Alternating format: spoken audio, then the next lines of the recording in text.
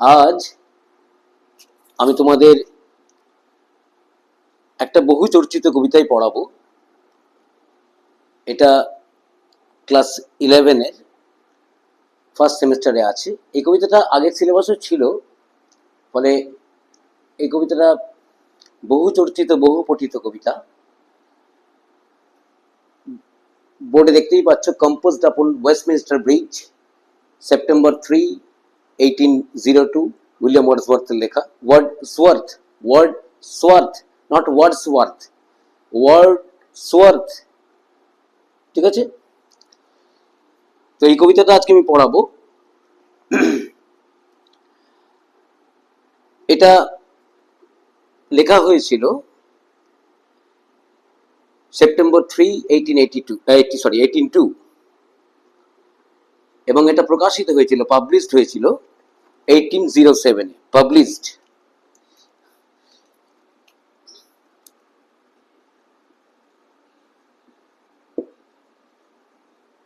Published হয়েছিল in 1807, 1807। তো এই কবিতাটার প্রেক্ষিতটা বেশ সুন্দর। উইলিয়াম ওয়ার্ডসওয়ার্থ তার বোন ডরথি ওয়ার্ডসওয়ার্থের সঙ্গে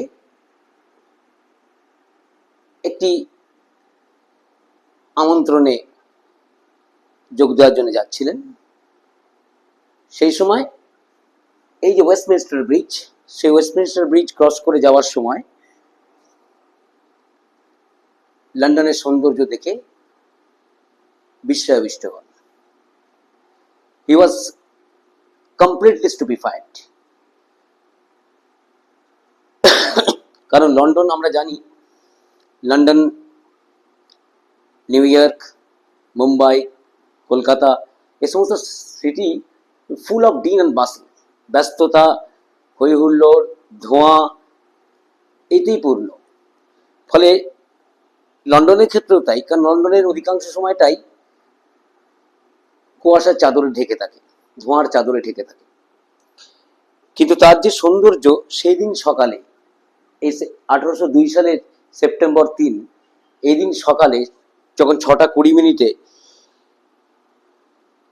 ওয়েস্টমিনস্টার ব্রিজ ক্রস করছেন, তখন এই সৌন্দর্য চোখে পড়ে, তখনই এই কবিতার সৃষ্টি। তো ডরথি ওয়ার্ডসওয়ার্থের, তিনি এই দৃশ্যটাকে গার্সমিয়ার জার্নাল, তার লেখা গার্সমিয়ার জার্নালে এর বর্ণনাটা দিয়েছেন, যে কবিতাটার প্রেক্ষিতটা কিভাবে তৈরি হলো সেটা আমি পড়েই শোনাচ্ছি, কারণ তারই লেখা তো। It was a beautiful morning. The city, St. Paul's, with the river and a multitude of little boats, made a most beautiful sight as we crossed Westminster Bridge. The houses were not overhung by their cloud of smoke, and they were spread out endlessly, yet the sun shone so brightly with such a fierce light that there was something like the purity of one of nature's own grand spectacles. এই বর্ণনাটা উনি দিচ্ছেন যে সেই দিনে সেই দৃশ্যটা কেমন ছিল। সে এক মনোমুগ্ধকর দৃশ্য, লন্ডনে যে দৃশ্য দেখা যায় না, সেটা নিয়ে কবিতার সৃষ্টি। এই যে এটা 1807-এ পরবর্তী সময়ে প্রকাশিত হয়েছিল ইন 2 ভলিউমস। কবিতাটা প্রকাশিত হয়। এর মধ্যে এটা তো রোমান্টিক এজের কবিতা, কারণ সেখানে মানুষের রিটার্ন টু নেচার, প্রকৃতির প্রতি একটা ভালোবাসা, একটা টান এসেছিল। কারণ পূর্বের যে সময়, সে সময়ে মানুষকে বাধ্য করেছিল শান্তি পেতে প্রকৃতির দিকে ফিরে যেতে। সে কারণে রোমান্টিক এজটাকে ডিনোট করা হয় 1798 with the publication of lyrical ballads by Wordsworth with collaboration with Samuel Taylor Coleridge, অর্থাৎ স্যামুয়েল টেলর কোলেরিজ এবং ওয়ার্ডসওয়ার্থ মিলে এই যে এখন লিরিক্যাল ব্যালান্স যেটা বলা হয়, এটাকেই বলা হয় রোম্যান্টিক এজের সূচনা, 1798। তো তখন সেই ধারাই চলছে, রোম্যান্টিক এজের ধারাই চলছে, রোম্যান্টিক যুগ। তো যাই হোক, তোমাদের এই বইয়ে, টেক্সট বইয়ে কবিতা সম্পর্কে যেটা বলা আছে সেটা একটু বলে নিই আমি। The poet is touched by the untainted beauty, untainted মানে নিষ্কলঙ্ক, ইম্যাকুলেট, নিষ্কলঙ্ক, অমলিন, যেটা মলিন হয়নি, অমলিন সৌন্দর্য, immaculate, immaculate untainted beauty of the morning over the city of London. কবি লন্ডন শহরের সকালবেলার সেই নিষ্কলঙ্ক অমলিন সৌন্দর্য দেখে বিস্ময়াবিষ্ট হয়েছিলেন। In his poem, Wordsworth describes the pure and peaceful beauty of his city before the bustle and hurry of the day have started. অর্থাৎ দিনের সেই ব্যস্ততা হুড়োহুড়ি শুরু হওয়ার আগে সেই শহরের যে খাঁটি এবং শান্তিপূর্ণ সৌন্দর্য, সেই সৌন্দর্যকে তিনি এখানে বর্ণনা করেছেন। The poet is moved by the somnolent beauty, somnolent মানে that is almost asleep, sleepy, somnolent means almost asleep or sleepy, somnolent beauty of the morning that wraps up the city in tranquility. সেই যে সৌন্দর্য প্রায় যেটা ঘুমিয়ে আছে, সেই সৌন্দর্যটা যেটা সকালবেলার সেই শহরটাকে, লন্ডনকে একটা প্রশান্তিতে ঘিরে রেখেছিল। ঠিক আছে, এবার কবিতার গঠনগত দিকটায় আসি। এটা মূলত পেট্রার্কাল সনেট বা ইটালিয়ান সনেট। সনেটের ব্যাখ্যা এখন আমি আর যাচ্ছি না, যে সনেট কোথা থেকে শুরু হয়েছিল, কি হয়েছিল। সনেট বা বাংলায় যাকে চতুর্দশপদী কবিতা বলা হয়, সেই সনেট দু রকম, মানে দুটো সনেট পৃথিবীতে প্রতিষ্ঠিত হয়েছিল। একটা হচ্ছে ইটালিয়ান সনেট বা পেট্রার্কাল সনেট, পেট্রার্কের হাতে যে সনেটের সৃষ্টি হয়েছিল, আজকে আমরা যেটা পড়তে যাচ্ছি সেটা পেট্রার্কাল সনেট, তার গঠনটা আমি বলছি। একটা হচ্ছে শেক্সপিয়ারিয়ান সনেট। এই দুটো সনেট আজকে পৃথিবীতে প্রতিষ্ঠিত এবং তাকে অনুসরণ করেই বহু মানুষ কবিতা লিখেছেন, বহু কবি লিখেছেন। তো পেট্রার্কাল সনেটের 14টা যে লাইন, সেই 14টা লাইনটা এইভাবে বিভাজিত হয়, অক্টেভ অ্যান্ড সেস্টেট। এখানেও তাই করা আছে এই কবিতায়, অক্টেভ এবং অক্টেভ মানে 8টা লাইনের একটা স্তবক, আর সেস্টেট মানে 6টা লাইনের একটা স্তবক। ঠিক আছে, তো এই যে অক্টেভে মূলত ভাব তৈরি করা হয়, কবির মনে যে ভাবটা সৃষ্টি হচ্ছে সেই ভাবটা, এবং সেস্টেটে এসে সেই ভাবের সাঙ্গ করা হয়, ভাবের যে লীলা, সেই লীলার সাঙ্গ করা হয়। কবিতায় প্রথাগতভাবে এইগুলি দেখা গেছে। এবারে চলে আসি যে এর রাইমিং প্যাটার্নটা কি আছে। এগুলো ছোট ছোট জেনে রাখা ভালো, কারণ এখন তো ধরো যে ধরনের প্রশ্নের কথা বলা হচ্ছে, তাতে করে যে কোনো ধরনের প্রশ্নই হতে পারে। যদিও 11-এর স্কুলই করবে, কাউন্সিল করবে না প্রশ্ন, ফলে বিভিন্ন স্কুল বিভিন্ন ধরনের প্রশ্ন করবে। কেউ একটু ক্রিটিক্যাল কোয়েশ্চেন করতেই পারে, হয়তো রাইমিং প্যাটার্নটাই জানতে চাইলো, রাইমিং প্যাটার্নটা কি আছে। এর যে 8 এবং 6 ভাগ, এই 8 অক্টেভে যেটা, সেটা আছে এ এ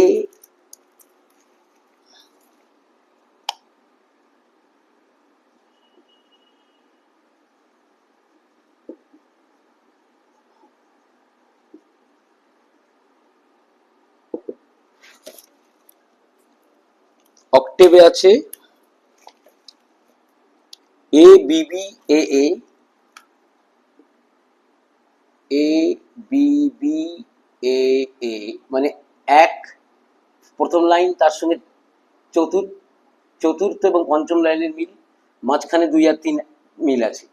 A B B A B B A, আবার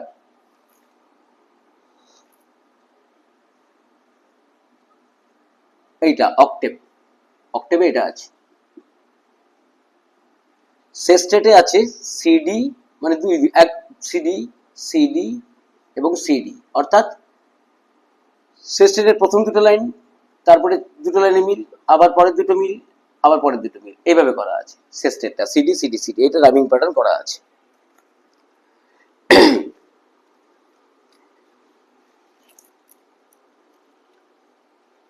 আচ্ছা, এই ডরোথি ওয়ার্ডসওয়ার্থের যে বোন ছিলেন, ডরোথি ওয়ার্ডসওয়ার্থ একেবারে ইনসেপারেবল কম্প্যানিয়ন ছিলেন ওয়ার্ডসওয়ার্থের, এবং ভীষণভাবে তিনি প্রভাবিত হয়েছিলেন তার দ্বারা।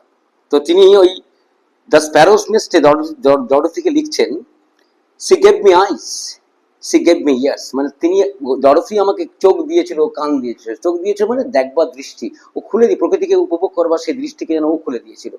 প্রকৃতির যে সুরবন্ধন, সেই সুরবন্ধনকে শোনার কান যেন তৈরি করে দিয়েছিল ডরোথি, তিনি লিখছেন দ্য স্প্যারোস নেস্টে। এবার কবিতার দিকে চলে যাই। কবিতাটা দেখো শুরু হচ্ছে একটা নেগেটিভ সেন্টেন্স দিয়ে, কিন্তু এর মধ্যে একটা ভীষণ অ্যাফার্মেশন আছে, ভীষণ ইতিবাচকতা আছে। Earth has not anything to show more fair. এই যে to show more fair, here establishes London as the best on earth. পৃথিবীর শ্রেষ্ঠ হিসেবে তিনি লন্ডনকে দেখাচ্ছেন।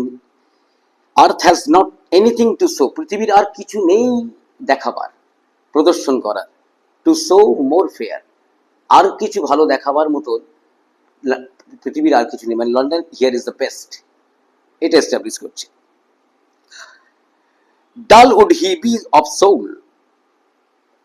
হু কুড পাস বাই।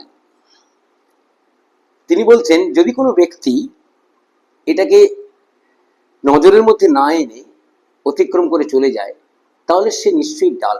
ডাল বলতে হিয়ার আনইন্টেলিজেন্ট অর প্রোজেইক, নিরস, যে যার মধ্যে রসবোধ নেই।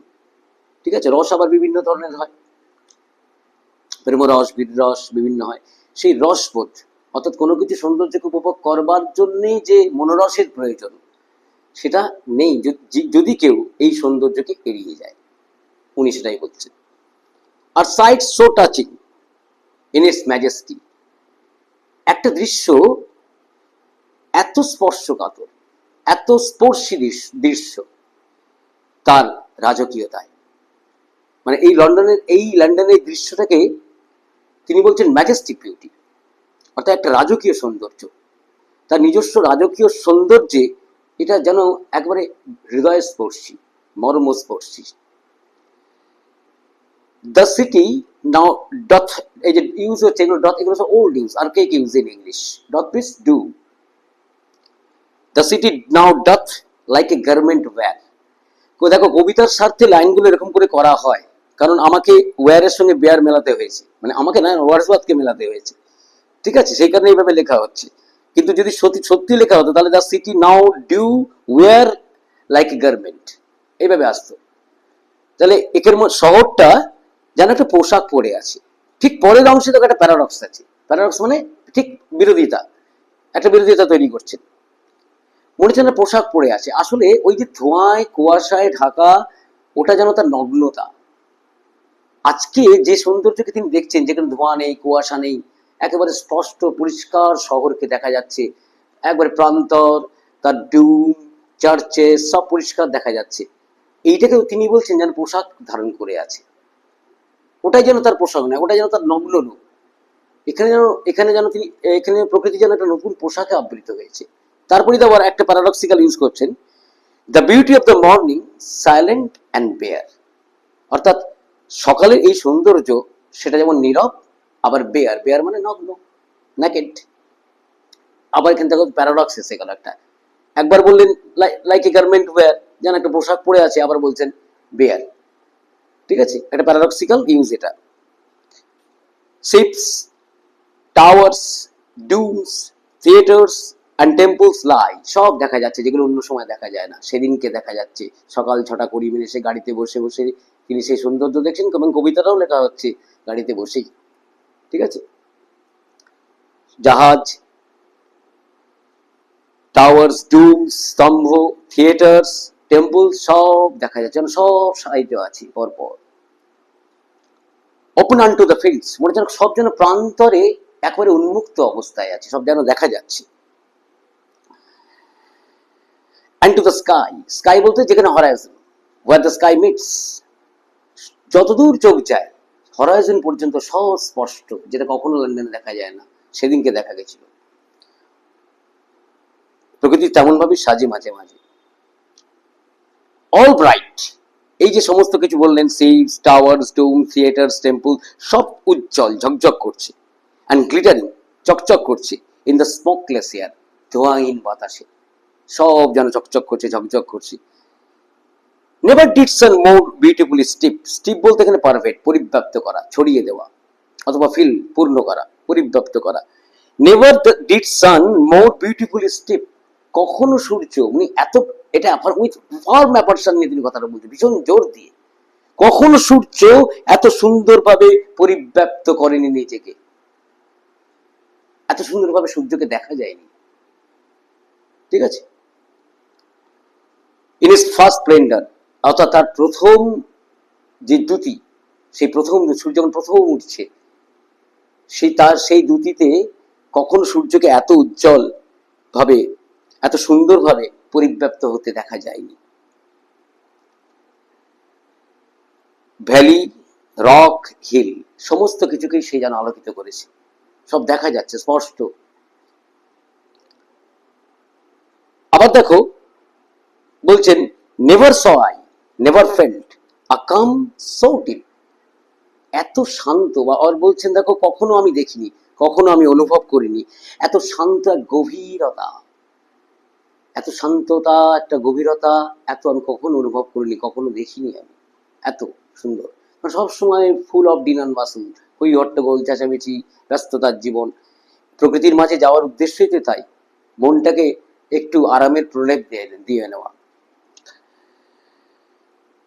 দ্য রিভার গ্লাইডস, আবার গ্লাইড, এগুলো ওল্ড ইউজ, আর্কাইক ইউজ, গ্লাইড মানে glides.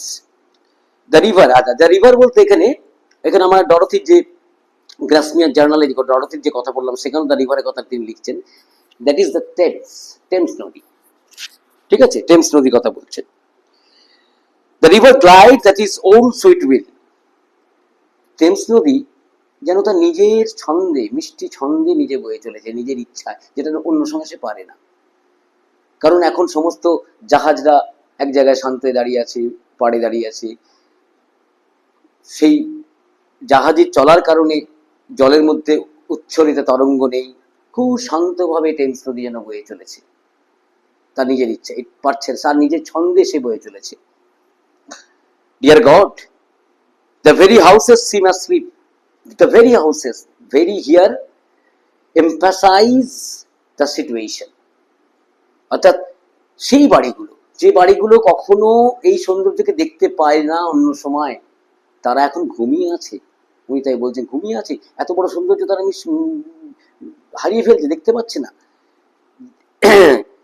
The very houses seem asleep, and all that mighty herd is lying still. All the mighty herd is lying still. উনি বলছেন লন্ডনের যে একটা শক্তিশালী হৃদয় আছে, একটা উচ্ছ্বলিত উদ্বেলিত হৃদয় আছে, সেই হৃদয় কিন্তু এখনো অনুভূত হচ্ছে, হারিয়ে যায়নি, হারিয়ে যায় না কোনো কিছু প্রকৃতির বুক থেকে। কোথাও একটা প্রলেপ পড়ে যায়, কোথাও একটা আধুনিকতার প্রলেপ ইত্যাদি সব পড়ে যায়, কিন্তু সে ফল্গু নদীর মতো তার ধারা বইতে থাকে। প্রকৃতির সেই জায়গা, প্রকৃতির সেই সৌন্দর্য ঠিক কোথাও না কোথাও গিয়ে ধরা পড়বে, এবং দেখবার মতো চোখটা অবশ্য চাই। ঠিক আছে, তাহলে এইটুকুই বললাম আজকে কবিতা। তোমাদের যদি কারো কোনো প্রশ্ন থেকে থাকে করবে, আর যারা চ্যানেল দেখছো প্লিজ আমার চ্যানেলটা সাবস্ক্রাইব করবে, এটা আমার অনুরোধ। তাহলে আমিও একটু ইন্সপায়ার্ড হই, মানে আমার ক্লাস যে ভালো লাগছে কিনা তারও তো কমেন্ট করলে আমি সেগুলো বুঝতে পারি। এটুকু অনুরোধ রইল। আজকের মতো ক্লাস এখানেই শেষ করছি।